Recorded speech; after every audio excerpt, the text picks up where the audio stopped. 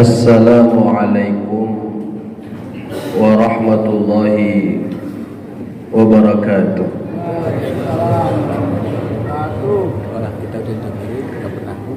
Alhamdulillah, Alhamdulillah ala ni'amihil mutawatirah wa minanihil ghamirah wa ayadihil mutakafirah. Wassalatu wassalam ala sayyidi ahli dunya wal akhirah sayyidina wa habibina wa syafi'ina wa nuri qulubina wa maulana Muhammad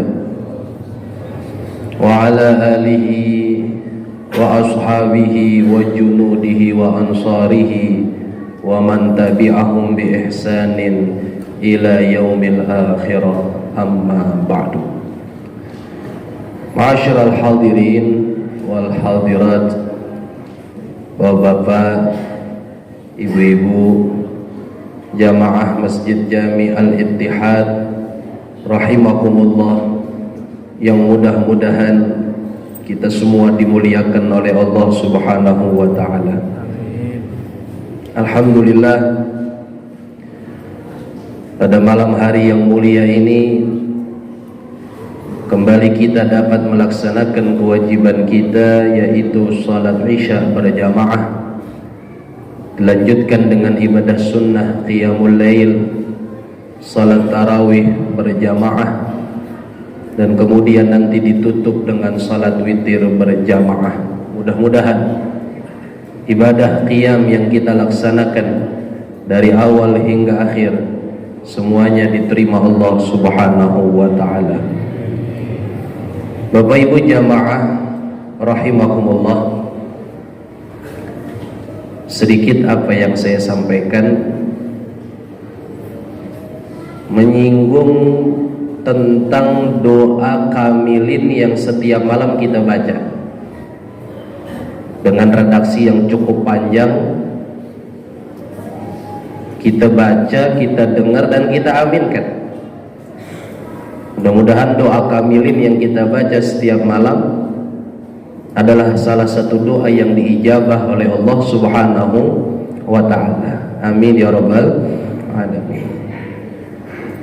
Di dalam doa kamilin ada kalimat yang berbunyi wabil qada'i radin wa bin na'mai syakirin wa 'alal bala'i sabirin wa tahta liwa'i sayyidina Muhammadin sallallahu alaihi wasallam yaumal qiyamati sa'irin. Subhanallah. Bapak Ibu jamaah sekalian, kalau kita pahami betul-betul redaksi doa ini, rasa-rasanya kita tidak membutuhkan doa yang lainnya. Rasa-rasanya cukup doa ini sebagai doa yang selalu kita baca dalam kehidupan kita. Kadang-kadang Pak, kita kalau doa masih dengan hawa nafsu. Kita kalau doa masih mengandalkan ekspektasi kita dengan ijabah dari Allah. Kita kalau doa sesuai dengan keinginan harapan kita, kadang-kadang bukan sesuai dengan apa yang diperintahkan Allah dan diajarkan Rasulullah Sallallahu Alaihi Wasallam.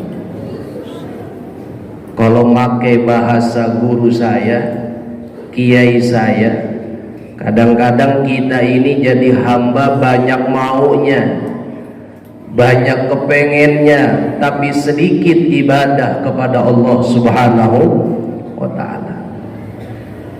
Asal kita doa, Allahumma inna nas'aluka rizqan wasi'an halalan thayyiban mubarakan. Ya Bu ya, doa itu komplit. Cuman kadang-kadang masih nurutin hawa nafsu kita. Dan itu doa kita tujukan kepada kepentingan duniawi. Ya Allah, kami memohon kepadamu rezeki yang banyak. Ada kagak di sini minta, ya Allah rezeki yang sedikit? Ada nggak Pak? Ada nggak Bu? Tidak ada dusta di antara kita ya Bu. Ibu-ibu ada kan di belakang ya? Ada Bu? Udah buka puasa? Udah ngantuk belum? Kalau udah saya udah nih. Bapak Ibu jamaah sekalian rahimakumullah, minta rezeki yang banyak, yang halal, yang thayyib, yang berkah. Sholat kagak. Siang hari mokel kata anak sekarang. Mokel nih istilah anak sekarang Pak. Artinya ngebatalin puasa, nenggap es teh siang-siang. Kurang asem banget bocah. Mintanya mah banyak tuh, malaikat kalau bisa negor tuh. Minta banyak banget, ibadah kagak. Na'udzubillah min. Maka dari itu kalau kita berdoa, kata Rasulullah, ad-du'a mukhul ibadah. Dalam riwayat, ad-du'a huwal ibadah. Doa itu adalah daripada hakikat beribadah. Dan doa itu termasuk ibadah yang kita kerjakan. Oleh karena itu berdoalah dengan apa yang telah ditetapkan oleh Allah Subhanahu wa ta'ala.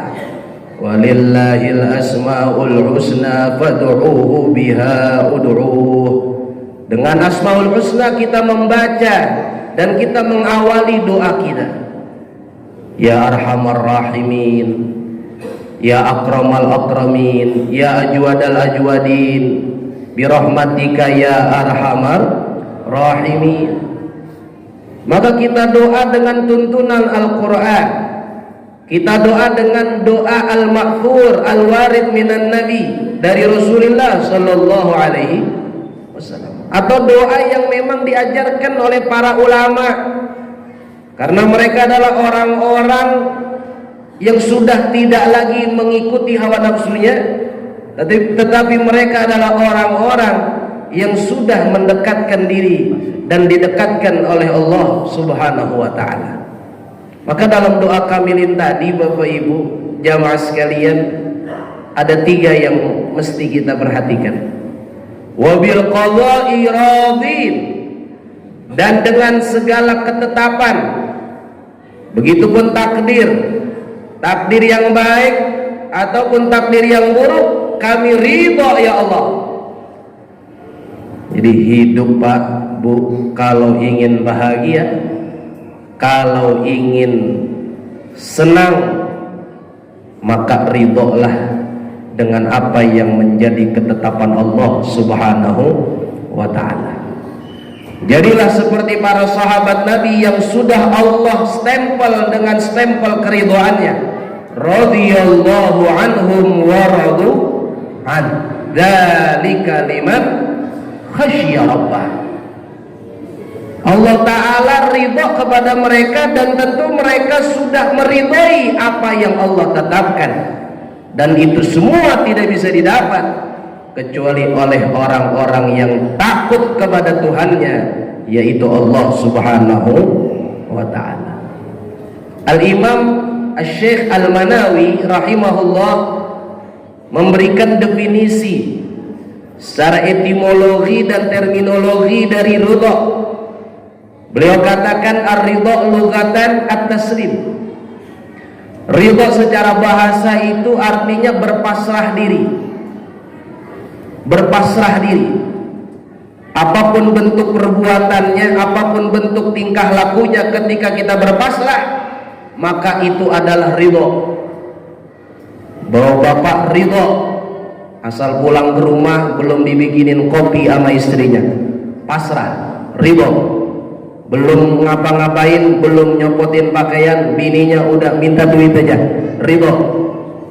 Bukannya curhat, ngasih tahu, ya Pak Bu ya, ridho, menyerahkan diri, pasrah. Tapi secara istilah, secara pandangan agama, ridho jauh lebih dari itu. Ridho adalah sururun fil qalbi, kebahagiaan, kesenangan yang tertancap di dalam hati atas apa yang Allah berikan kepada kita. Ketika Allah berikan nikmat kita ridho, artinya kita terima. Ketika Allah cabut nikmat itu dari diri kita, dari hidup kita, kita pun ridho, kita terima.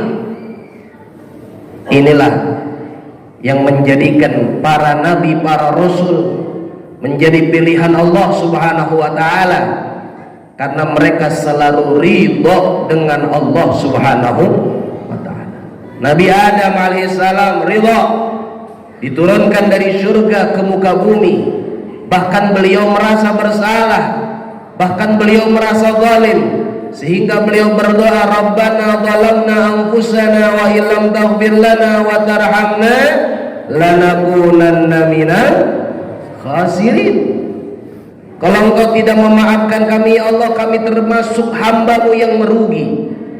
Nabi Nuh alaihi salatu wassalam, umatnya yang hanya puluhan orang, tidak sampai 100 orang, berusaha naik ke kapal untuk selamat dari badai tufan.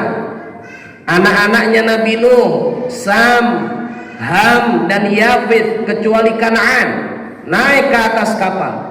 Tapi ada anak yang tidak mau taat kepada ayahnya, seorang nabi, bahkan membela diri, sa'awi ila jabalin ya'simuni minal ma'. Wahai ayah, saya bakal naik ke atas bukit, saya nggak bakal tenggelam. Maka Nabi Nuh ridho dengan itu semua. Nabi Musa alaihi salatu wassalam yang dirawat oleh ayah angkatnya di dalam istana, ketika mendapatkan firman, mendapatkan wahyu dari Allah, diangkat sebagai seorang nabi, maka Nabi Musa melawan ayah angkatnya sendiri, yaitu Fir'aun. Nabi Musa ridha dengan itu semua. Kemudian Nabi kita Muhammad sallallahu alaihi wasallam 23 tahun berdakwah, 13 tahun periode Mekah, 10 tahun periode Madinah, dirundung dengan berbagai ujian dan cobaan. Maka Nabi Muhammad menjadi khiyarun ba'da khiyar, menjadi al-Mustafa, hamba pilihan Allah, karena beliau adalah manusia yang paling berat ujian dan cobaannya dari Allah Subhanahu wa ta'ala. Tapi Nabi Muhammad sedikit pun tidak pernah mengeluh, tidak pernah menyesal, dan tidak pernah kecewa diangkat dan dipilih oleh Allah sebagai hamba pilihannya. Bahkan selalu Nabi Muhammad mengajarkan kepada kita untuk berkata, raditu billahi rabba wa bil islami dina wa bi Muhammadin nabiyya wa rasulah. Maka dari itu Bapak Ibu jamaah sekalian, Ramadan mengajarkan kita untuk menjadi ar-radi, radin bil qada, orang-orang yang ridho dengan qada. Allah ngasih banyak ridho, Allah ngasih dikit ridho. Ibu-ibu suaminya memberi uang belanja banyak, ridho, dikasih dikit minta lagi.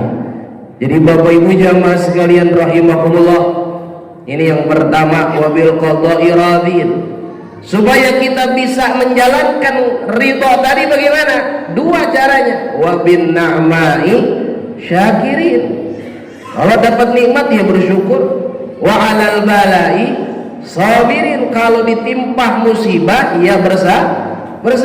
Nggak ada lagi kuncinya jamaah sekalian. Maka Rasulullah memuji kita, Rasulullah membanggakan kita di hadapan para malaikat. Ajaban li amril mu'min, betul-betul ajib, betul-betul mengherankan keadaan orang yang beriman. Idza asabathu sarra syakara fakana khairan lah. Apabila orang beriman dapat nikmat, dia buru-buru bersyukur, maka itu adalah yang terbaik baginya.